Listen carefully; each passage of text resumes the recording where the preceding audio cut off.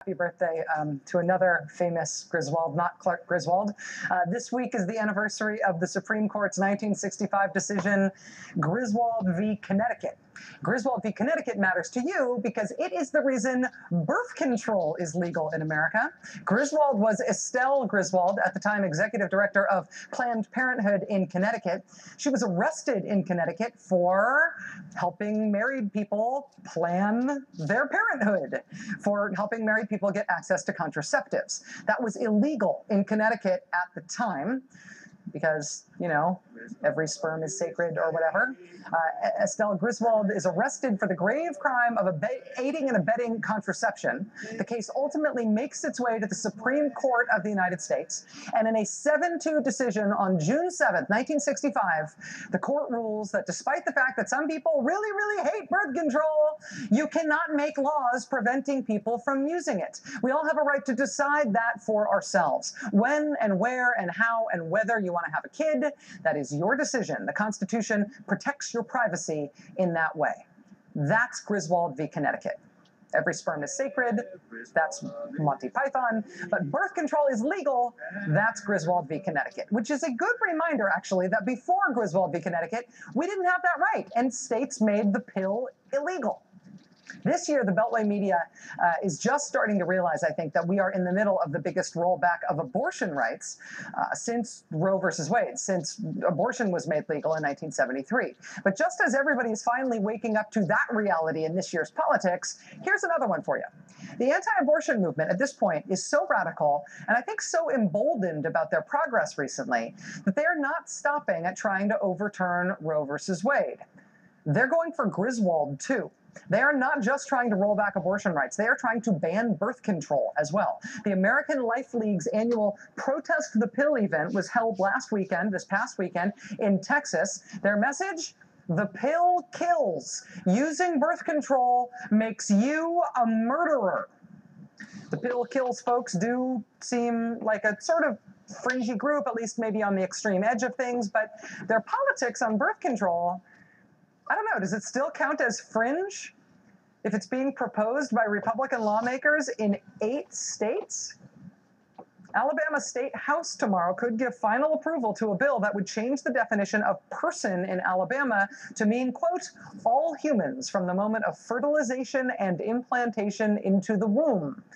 The bill would ban abortion outright, sure, but because of the way it's written, because of the whole fertilization and implantation language, because of the way birth control works, with this bill, Alabama might just be poised to ban the most popular forms of birth control as well. The word person is used literally thousands of times in Alabama state law. So if this thing passes, then congratulations. Not only is the pill probably illegal in Alabama, and not only is abortion illegal in Alabama, but you can now claim your fetus as a dependent on your state taxes in Alabama. Frankly, 5 minutes after sex, you could ride in the carpool lane alone. The same kind of legislation also made its way through at least one chamber of the legislature in Montana, in North Dakota, in Oklahoma, and Virginia this year. Legislation like this was introduced in Iowa, in Georgia, and in Texas, all by Republicans. In Mississippi, a ballot initiative that would say a person in Mississippi begins at the moment of fertilization, that's scheduled to be on the November ballot. It is tied up in court right now thanks to a lawsuit being fought by Planned Parenthood, the ACLU, and the Center for Reproductive Rights. This personhood ballot initiative was essentially piloted by the fringe anti-abortion, anti-contraception movement, actually in Colorado. Colorado voters, though, were so turned off by the idea that even though it got on the ballot twice, the ballot measure lost by a 3-to-1 margin. It lost by a 3-to-1 margin twice, once when it was on the ballot in 2008, and again when it was on the ballot in 2010. But the folks behind these initiatives are not discouraged by those kinds of losses. The key group behind the failed Colorado effort is working to get similar initiatives on the ballot in every state in the country. Ballot initiatives that will be called personhood amendments. They are presented as anti-abortion measures, which they are, but they do also have the effect of banning the pill.